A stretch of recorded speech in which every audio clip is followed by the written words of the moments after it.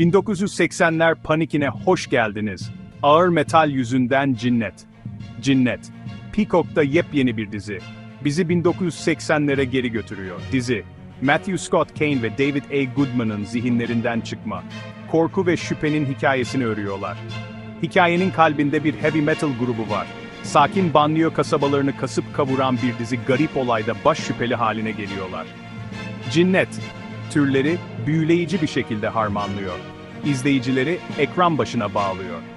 Dizi, inancın karanlık tarafını ele alıyor. Ayrıca korkunun bir topluluğu nasıl ele geçirebileceğini de gösteriyor. Çılgın bir yolculuğa hazır olun. Banliyö, şeytan sesleri, sanık grup ve müzikleri. Bu hikaye, müziğin ve gençliğin kesiştiği bir noktada başlıyor. Kabarık saçların ve daha da büyük rock marşlarının olduğu bir zamanı hayal edin. Gençlerin enerjisi ve isyanı müzikle birleşiyor. İşte Cinnet'in dünyası da bu. Karanlık bir garajda, tutkuyla çalınan enstrümanlar. Dizi bizi 1980'lerin banliyö ortamına götürüyor. Sessiz sokaklar, sıradan hayatlar. Burası, heavy metal müziğinin geliştiği yer. Gençlerin kendilerini ifade ettiği bir alan. Hikayenin merkezinde bir grup var. Daha ergenler. Müziklerine tutkuyla bağlılar. Her notada, her ritimde kendilerini buluyorlar. Ancak müzikleri gürültülü ve asi. Bu onların ruhunu yansıtıyor. Bu da onları kolay hedef haline getiriyor. Kasaba halkı, gençlerin farklılığını tehdit olarak görüyor. Kasaba, onları bir dizi rahatsız edici olaydan sorumlu tutuyor. Gençler, suçlamalarla karşı karşıya. Bu olaylar insanı huzursuz ediyor. Geceleri sessiz sokaklarda fısıltılar dolaşıyor. Grup isimlerini temize çıkarmak zorunda. Mücadeleleri sadece müzikle sınırlı değil, bir şüphe ve korku ağına yakalanmışlar. Her adımda, her bakışta bu hissediliyor. Paranoyanın pençesine düşmüş bir kasabanın elinden kurtulabilecekler mi? Bu, onların en büyük sınavı olacak. Küçük kasaba sırları. Cinnet'te gizemi çözmek. Cinnet, kendisini hızlıca bir gizem olarak ortaya koyuyor. Dizi, dışarıdan bakıldığında pastoral bir kasabada geçiyor. Yüzeyin altında uğursuz bir şey gizleniyor. Bölümler ilerledikçe bir dizi karakterle tanıştırılıyoruz. Her karakterin kendi sırları var. Hayatları beklenmedik şekillerde iç içe geçmiş. Dizi, bu bağlantıları yavaş yavaş ortaya çıkarmakta üstün başarı gösteriyor. Garip olayların soruşturması yoğunlaşıyor. Gerçeklik ile paranoya arasındaki çizgiler bulanıklaşıyor. Dizi, izleyicileri merakta bırakıyor. Her bölüm yeni olaylar ve dönüşler getiriyor. Korku içinde tükenmiş bu kasabada ipleri elinde tutan gerçekte kim? Korku çehreleri, Cinnet'in farklı karakterlerini keşfetmek. Cinnet'in güçlü yönlerinden biri de ilgi çekici karakterleri. Dizi, yetenekli bir oyuncu kadrosuna sahip. Hem usta oyuncular hem de yükselen yıldızlar güçlü performanslar sergiliyor. Karakterler karmaşık, onlarla özdeşleşebiliyorsunuz. Her karakter kendi şeytanlarıyla boğuşuyor. Mücadeleleri, kasabanın histeriye sürüklenmesiyle daha da büyüyor. Geçmişinin hayaletleriyle boğuşan şüpheci polis şefi var. Oğlunu korumak ve gerçekle yüzleşmek arasında kalan aşırı koruyucu anne var. Ve elbette, bir de grubun üyeleri var. Bir kabusa sürükleniyorlar.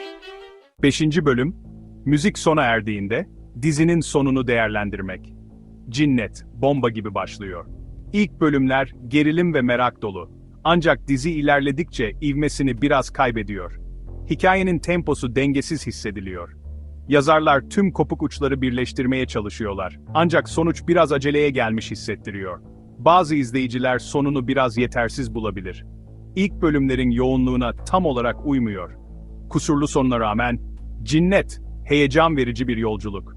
1980'lerin nostaljisinin özünü yakalıyor ve ona iyi miktarda korku ve gizem katıyor. Dizi kalıcı bir izlenim bırakıyor ve korkunun gerçeklik algımızı nasıl çarpıtabileceğini sorgulatıyor. 6. bölüm, şeytanın dirgeni mi, yoksa sadece ergenlik sancıları mı?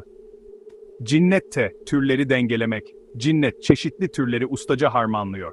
Hem korku hem de gençlik dramını bir araya getirerek izleyicilere farklı bir deneyim sunuyor. Bu da benzersiz bir izleme deneyimi yaratıyor. İzleyiciler her sahnede farklı duygular yaşıyor. Dizi, özünde bir korku dizisi. Gerilim dolu sahnelerden kaçınmıyor. Korku unsurları izleyiciyi sürekli tetikte tutuyor. Bu sahneler sizi geceleri uyutmayacak. Korku dolu anlar izleyicinin zihninde uzun süre kalacak. Ancak aynı zamanda gençlik dramasının unsurlarını da içeriyor. Gençlerin yaşadığı duygusal anlar dizinin derinliğini artırıyor. Bu da karakterlere derinlik katıyor.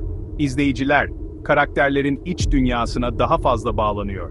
Grup üyelerinin ergenliğin zorluklarında nasıl yol aldıklarını görüyoruz. Bu zorluklar, dizinin dramatik yapısını güçlendiriyor. Tüm bunlar, korku ve paranoya fonunda ortaya çıkıyor. Korku ve gençlik dramı, mükemmel bir denge oluşturuyor. Dizi aynı zamanda prosedürlere dayalı bir gizemin unsurlarını da içeriyor. Polis soruşturmaları, olay örgüsüne derinlik katıyor. Kasabada yaşanan garip olaylarla ilgili polis soruşturması, olay örgüsünün merkezinde yer alıyor. Bu da izleyiciyi sürekli merakta bırakıyor.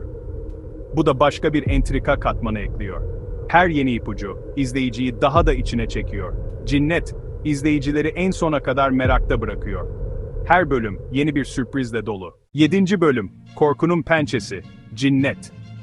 Kriz içindeki bir topluluğu nasıl anlatıyor? Cinnet, kitlesel histeri temasını ele alıyor. Dizi, korkunun nasıl bir yangın gibi yayılabileceğini gösteriyor. Küçük bir kıvılcım, tüm topluluğu etkileyen büyük bir yangına dönüşebilir. Korkunun nasıl bir yangın gibi yayılabileceğini gösteriyor. Dizi, küçük, görünüşte huzurlu bir kasabada geçiyor. Bu da, kaosa sürüklenmeyi daha da ürkütücü hale getiriyor. Garip olaylar başlayınca korku da başlıyor. Kasaba sakinleri birbirinden şüphelenmeye başlıyor. Cevap bulmak için çaresizler. Bu çaresizlik, onları manipülasyona karşı savunmasız hale getiriyor. En kötüsüne inanmaya hazırlar. Dizi, topluluğun çöküşünü tasvir etmede mükemmel bir iş çıkarıyor. Önyargının ve sürü psikolojisinin tehlikelerini vurguluyor. Korkunun güçlü bir silah olabileceğini hatırlatıyor. Bireyleri ve tüm toplulukları kontrol etmek ve manipüle etmek için kullanılabilir. Dizi, bu temaları ustalıkla işliyor. Topluluğun nasıl parçalandığını ve kaosa sürüklendiğini izlemek, izleyiciyi derinden etkiliyor. Önyargının ve sürü psikolojisinin tehlikelerini vurguluyor. Cinnet, korkunun güçlü bir silah olabileceğini hatırlatıyor. Bireyleri ve tüm toplulukları kontrol etmek ve manipüle etmek için kullanılabilir. Bu, dizinin en güçlü mesajlarından biridir. Cinnet, korkunun güçlü bir silah olabileceğini hatırlatıyor. Bireyleri ve tüm toplulukları kontrol etmek ve manipüle etmek için kullanılabilir.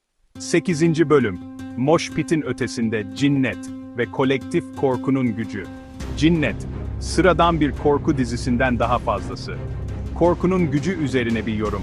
Korkunun bir toplulukta nasıl artabileceğini inceliyor.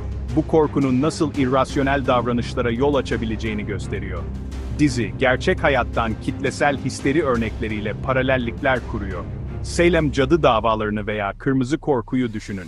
Bu olaylar, temelsiz korkunun yıkıcı sonuçlarını göstermektedir. Cinnet, uyarıcı bir hikaye görevi görüyor. Bize eleştirel düşünürler olmamızı hatırlatıyor. Varsayımlarımızı sorgulamalıyız. Bizi korku ve şüphe yoluyla bölmeye çalışanlara karşı dikkatli olmalıyız. 9. bölüm, Korku için açın. Peacock'un Cinnet dizisi hakkında son düşünceler. Cinnet, çılgın bir yolculuk. Korku, gençlik draması ve gizemi harmanlıyor. İzleyicileri ekran başına bağlıyor. Dizi, yıldızlardan oluşan bir oyuncu kadrosuna ve etkileyici bir konuya sahip. Sonu bazı izleyicileri daha fazlasını isteyerek bırakabilirken, Cinnet korku, paranoya ve linç kültürünün tehlikeleri hakkında düşündürücü bir keşif. Biraz nostalji içeren, bağımlılık yaratan bir korku dizisi arıyorsanız, Peacock'ta Cinnet'i izleyin. Sadece ışıkları açık uyumaya hazır olun.